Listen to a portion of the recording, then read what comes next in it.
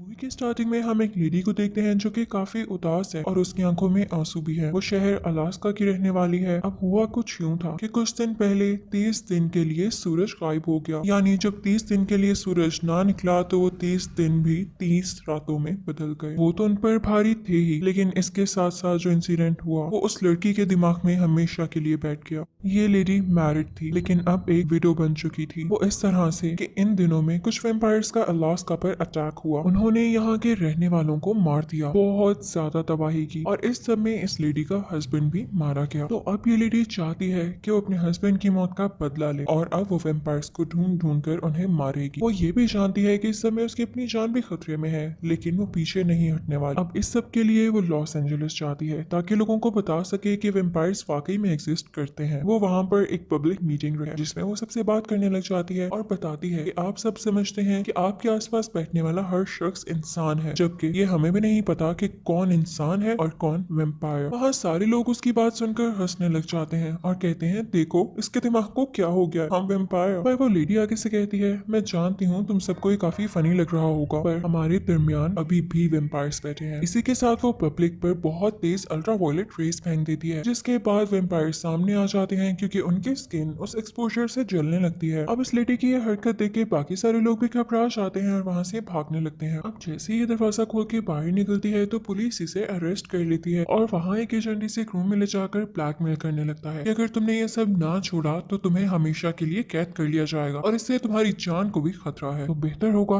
कि इस पर रिसर्च और काम करना बंद कर दो। अब ये लड़की जिसका नाम स्टेला है, ये सुनकर काफी दुखी हो जाती है। इसको पुलिस तो छोड़ देती है लेकिन इस वादे के साथ कि अब वो वेम्पायर हंटिंग नहीं करेगी। पर जैसे ही वो अपने होटल के एक रूम में जाती है तो वहाँ उसे 3 लोग मिलते हैं, 2 आदमी और एक लेडी। यहाँ पर ये तीनों स्टेला से कहने लगते हैं कि हम जानते हैं कि तुम वेम्पायर हंटिंग करना चाहती हो, हम भी वेम्पायर हंटिंग ही करने आए हैं, तो आज से मिलकर वेम्पायर्स को ढूंढेंगे और उन्हें मारेंगे। लेकिन पुलिस ने और उस एजेंट ने स्टेला का ब्रेन वॉश किया था, या यूं कह लें कि उसे जान की धमकी देके उसे ब्लैकमेल किया। तो यहाँ स्टेला कहने लग जाती है कि इंसान वेम्पायर्स को पकड़ेंगे, मैंने तो सुना था कि वेम्पायर्स ही हमेशा इंसानों को मारते हैं। तो यहाँ पर बाकी तीनों को बहुत अजीब लगता है कि थोड़ी देर पहले वाली स्टेला को क्या हो गया है। तो उनमें से जो वेम्पायर हंटर लड़की होती है वो बाहर चली जाती है। बाहर जाके वो देखती है कि जिस होटल में वो लोग रुके हुए हैं उसी के सामने वाले रूम में कुछ अजीब सी मूवमेंट है और उसी में से एक आदमी कूदा है और ये जंप कोई नॉर्मल नहीं थी, यानी ये इंसान की जंप नहीं थी। तो उसे पता चल जाता है कि वेम्पायर है, तो वो फौरन से अंदर आके इनको बताती है कि हमारे कमरे की तरफ एक वेम्पायर आ रहा है। अब जैसे वो वेम्पायर इनका दरवाजा खोलने की कोशिश करता है तो ये दोनों आदमी उसे शूट करके मार डालते हैं। स्टेला जब ये देखती है कि वाकई वेम्पायर्स को मारना पॉसिबल है तो वो भी अब इनकी टीम में शामिल हो जाती है और अब ये चारों मिलकर एक आदमी के पास जाते हैं जो कि एक लाइब्रेरी में है। स्टेला जैसे ही उस लाइब्रेरियन को देखती है तो उसे पता चल जाता है कि ये भी वेम्पायर है, क्योंकि उसकी आंखें ब्लैक होने लगी थी और उसके दांत भी वैसे हो रहे थे। तो स्टेला उस पर गन पॉइंट करती है, लेकिन उसका साथी उसे बताता है बेशक ये वेम्पायर है लेकिन इसे अपना दिमाग कंट्रोल करना आता है और ये हमें नुकसान नहीं पहुंचाएगा।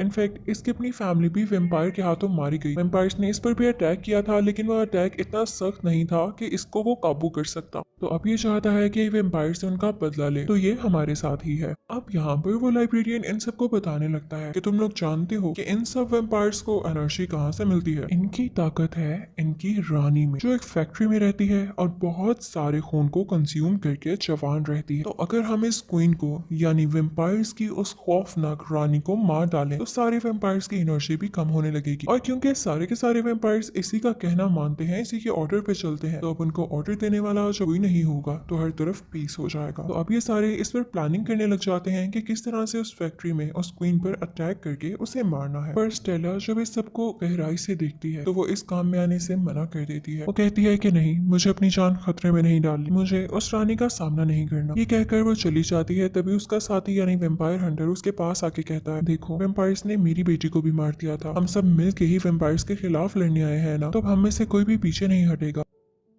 अब स्टेला दोबारा से उनके साथ आने पे राजी हो जाती है, यानी मान जाती है। अब उधर हम उसी एजेंट को देखते हैं जो कि है तो इंसान लेकिन वेम्पायर्स की बातें इधर उधर करता है, यानी वेम्पायर्स के साथ है, उनका जासूस है। तो अब की बार भी वो वेम्पायर को जाके बताता है कि मैंने स्टेला को वार्निंग दी थी और अब तक तो वो ये शहर छोड़ के जा चुकी हूँ। पर क्वीन आके से कहती है नहीं, मुझे अभी भी उसकी खुशबू आ रही है, वो अभी तक इसी शहर में है। अब वो एजेंट आके से घबरा जाता है क्योंकि वो तो इंसान था और वो सुन के नहीं बता सकता था कि वाकई स्टेला जा चुकी है या इधर ही है। उसे नहीं पता था कि वो अपना माइंड चेंज कर चुकी है। बेचारा एजेंट, यहाँ पे उसे काफी जोर का मारा जाता है कि तुमने वेम्पायर्स के साथ झूठ बोला। अब उधर वो चारों साथी यानी चारों वेम्पायर हंटर्स ये प्लान कर चुके होते हैं कि उन्होंने किस तरह से फैक्ट्री के अंदर जाना है, और अब वो टाइम भी आ जाता है जब वो फैक्ट्री में एंटर होते हैं। लेकिन तभी वेम्पायर्स को उनकी खुशबू आ जाती है और वो उन्हें आकर अटैक करने लगते हैं। स्टेला और बाकी लोग तो अपनी जान बचा लेते हैं, लेकिन उनका जो एक नेक्रो साथी होता है वो अपनी जान नहीं बचा पाता और वेम्पायर उसे काट लेता है। जल्द ही वो भी वेम्पायर में बदलने वाला था, लेकिन स्टेला और उसके साथी उसे एक कमरे में ले आते हैं और बाकी वेम्पायर से बचने की कोशिश करते हैं। अब यहाँ पे स्टेला और उसके साथी ये देख रहे होते हैं कि अगर वाकई इसे वेम्पायर्स ने काट लिया है तो ये जल्दी वेम्पायर में बदल जाएगा। वो वेम्पायर्स का काटा हुआ असर निकालने की कोशिश करते हैं, लेकिन ऐसा पॉसिबल नहीं हो पाता और उसको देख के लग रहा था कि जैसे जल्द ये वेम्पायर में बदलने वाला है। अगर ऐसा हो गया तो वो इन तीनों को भी मार देगा। स्टेला उसके दोस्त से कहती है कि इसे फौरन से खत्म कर दो, इसे मार दो, वरना हम तीनों की जान को खतरा हो सकता है। पर उसका साथी ऐसा करने पे नहीं मानता, क्योंकि वो उसका दोस्त था, वो उसे मारना नहीं चाहता था। तो स्टेला खुद एक बड़ा सा पत्थर उठा के उसके सर पे मारने लगती है और उसका सर कुचल देती है। सबके बाद वो तीनों वहीं पर दुखी होकर बैठ जाते हैं। अब ये लोग यहीं बैठे रहते हैं, रात हो जाती है। तो तभी इन्हें बाहर कुछ आवाज आती है। स्टेला का साथी दरवाजे का स्लाइडर हटा के देखता है तो इनका वही साथी होता है, यानी वो लाइब्रेरियन। वो इनसे आहिस्ता से कहता है, सुनो, सारे वेम्पायर्स रात होने की वजह से अपने शिकार पर जा चुके हैं, मेरे साथ चुपके से आ जाओ और अपनी गन्स, अपने वेपन्स अपने हाथ में ही रखना। जैसे ही लोग थोड़ा सा आगे बढ़ने लगते हैं तो इन्हें एक वेम्पायर मिलता है, जिस पर ये शूट करने लगते हैं, लेकिन उसे मारते नहीं है और इन्हें पकड़कर एक कमरे में ले आते हैं। अब ये सारे लोग उस वेम्पायर से पूछने लगते हैं कि मुझे बताओ तुम्हारी क्वीन कहाँ पर है। तो वो वेम्पायर आगे से कहता है, मुझे नहीं पता कि वो कहाँ पर है। अब वो लोग अल्ट्रावायलेट रे चलाकर उसे टॉर्चर करने लगते हैं, उसकी स्किन जलने लगती है। तो वो वेम्पायर आगे से चीखने लग जाता है, इसे बंद करो, मुझे नहीं पता कि वो कहाँ पर है। हाँ, पर मैं इतना जरूर बता सकता हूँ कि आज से कुछ अर्सा पहले जैसा अटैक अलास्का पर हुआ था, वैसे ही अटैक की प्लानिंग हो रही है और तुम सब भी उसमें मारे जाओगे। अब यहाँ पर स्टेला और उसके साथियों को एक आइडिया आता है। वो सोचते हैं अगर हम इसे मारेंगे तो हमें नहीं पता चल सकेगा कि इनका दूसरा ठिकाना यानी दूसरा अड्डा कौन सा है। तो हम ऐसा करते हैं कि इसको छोड़ देते हैं और इसका पीछा करते हैं। अब वो वहां पर उस वेम्पायर को छोड़ देते हैं। वो वेम्पायर जख्मी होता है तो लंगड़ाता लंगड़ाता चलता जाता है और अपने उस टॉप तक जाता है जहाँ पे बाकी सारे वेम्पायर्स प्लानिंग कर रहे हैं। तो ये लोग भी उसका पीछा करने लग जाते हैं और उस जगह तक पहुंच जाते हैं जो कि वेम्पायर्स का सीक्रेट ठिकाना है। ये सारे लोग जैसे ही वहां अंदर जाते हैं तो देखते हैं कि एक कपल को बांधा गया है और वो लड़की अभी भी जिंदा है। पर इससे पहले कि स्टेला और उसके साथी इसको बचा सकते, वहां पे वेम्पायर्स आ जाते हैं और अब हल्की हल्की सुबह भी होने लगी। वेम्पायर्स आकर इन पर अटैक करके इन्हें मारने ही वाले होते हैं कि तभी स्टेला और उसके साथी उस जगह की छत पर फायरिंग स्टार्ट कर देते हैं, जिसकी वजह से छत टूट जाती है और सूरज की रोशनी अंदर आने लगती है। इसके बाद स्टेला एक पोम का यूज करते हुए वहां की दीवार को भी तोड़ देती है। इसके बाद सूरज की सारी रोशनी अंदर आने लगती है जो वेम्पायर्स को चिल्ला के रख देती है और वेम्पायर्स का नामो निशान मिट जाता है। अब यहाँ पर ये लोग उस लड़की को बचाकर अपने साथ ले आते हैं। अब उधर हम एजेंट को देखते हैं जो क्वीन से रिक्वेस्ट कर रहा होता है कि मैं अब काफी वीक हो गया हूँ और काफी बीमार भी हूँ, तो मैं जानता हूँ कि मैं मर जाऊंगा, तो प्लीज आप मुझे भी वेम्पायर बना दें। अब यहाँ क्वीन उसे अपना खून पिलाती है, जिसके बाद वो एजेंट भी वेम्पायर बन जाता है।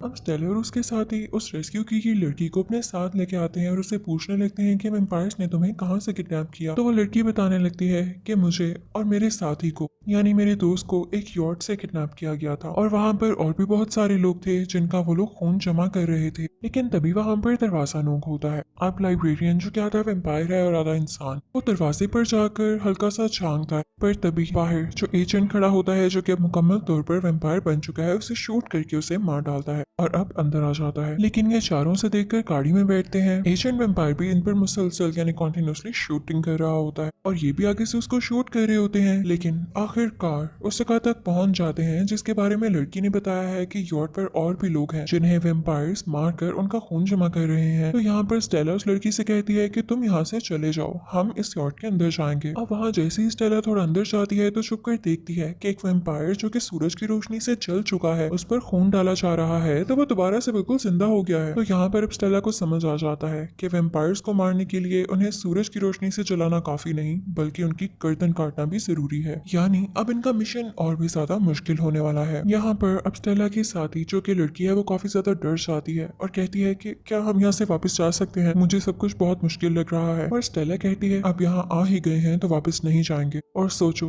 अगर ये पूरा का पूरा जहाज जो कि वेम्पायर से भरा हुआ है किसी और शहर चला गया तो न जाने कितने और घर उजड़ेंगे। अब जैसे ही वो उस यॉट के अंदर दाखिल होते हैं तो बच्चे से लेके बड़ा तक हर इंसान मारा हुआ होता है और वेम्पायर्स ने उनका खून निकाल कर जमा किया होता है। ये लोग जैसे आगे बढ़ते हैं तो तो देखते हैं कि केबिन में एक आदमी खड़ा है, उसकी बैक इनकी तरफ हो रही है। तो स्टेला और उसके साथ इस पर गन पॉइंट कर लेते हैं, लेकिन जैसे ही वो पीछे मुड़ता है तो उसकी आंखें भी ठीक होती हैं और उसके दांत, यानी वो वेम्पायर नहीं बल्कि एक मासूम सा डरा हुआ इंसान होता है जिसकी फैमिली को वेम्पायर्स ने अपने कब्जे में लेकर मार दिया था। और बस अब मजबूरन इस आदमी को उन वेम्पायर्स की बात मानना पड़ रही थी। वो उनसे कहता है कि मुझे भी अपने साथ ले लो, पर तभी वहां पर वेम्पायर्स आकर उसे शूट करके मार डालते हैं और साथ ही साथ स्टेला की उस साथी को भी जो डर रही वो उसे ले जाते हैं और उसे भी गोलियों से मार देते हैं। जिसके बाद स्टेला और उसका साथी अकेले रह जाते हैं और काफी दुखी होते हैं और अब वो डिसाइड करते हैं कि वो किसी एक वेम्पायर को भी जिंदा नहीं छोड़ेंगे। अब जैसे जैसे ये दोनों आगे बढ़ रहे होते हैं तो तभी एजेंट भी आ जाता है और इन दोनों को पकड़ के बांध देता है। साथ ही साथ वो स्टेला के साथी के बाजू पर एक बहुत बड़ा कट लगाता है और उसके साथ एक कंटेनर रख देता है कि इसके बाजू से खून बहता बहता एक कंटेनर भर जाए और इसकी डेथ हो जाए। और यहाँ पर स्टेला अपना एक हाथ छुड़वा के पहले खुद को आजाद करती है और फिर अपने साथी को, और इस दौरान वो एजेंट को भी बहुत बुरी तरह से मार डालती है क्योंकि वो जानती थी कि उनकी जान किस तरह से ली जाती है, यानी वेम्पायर्स को किस तरह से खत्म किया जाता है। इसके बाद ये दोनों फौरन यॉर्क के कंट्रोल रूम में जाते हैं और वहां जाके तोड़ फोड़ करने लगते हैं ताकि यहाँ की लाइट चली जाए और सारे वेम्पायर्स कंफ्यूज हो जाएं कि कहाँ जाना है, साथ ही साथ ये यॉर्क चले भी ना। लेकिन तभी वहां पर वेम्पायर्स की क्वीन आ जाती है और स्टेला के आखिरी बचे हुए साथी को भी मार डालती है। स्टेला यहाँ से फौरन से भागकर छुपने जाती है। उसे एक ऐसा कंटेनर नजर आता है जो खून से भरा हुआ है, वो उसमें जाकर छुप जाती है और जब क्वीन वहां पर इसे ढूंढते ढूंढते आती है तो उसे स्टेला कहीं नहीं दिखती और तभी स्टेला उस कंटेनर से बाहर आके उस क्वीन की गर्दन उड़ा देती है। तभी वहां पर बाकी सारे वेम्पायर्स भी आ जाते हैं, पर वो देखते हैं कि उनकी क्वीन मर चुकी है तो वो एक लंबा गहरा सांस लेते हैं क्योंकि अब उन्हें कोई ऑर्डर नहीं देगा और वो जैसे चाहें जी सकेंगे।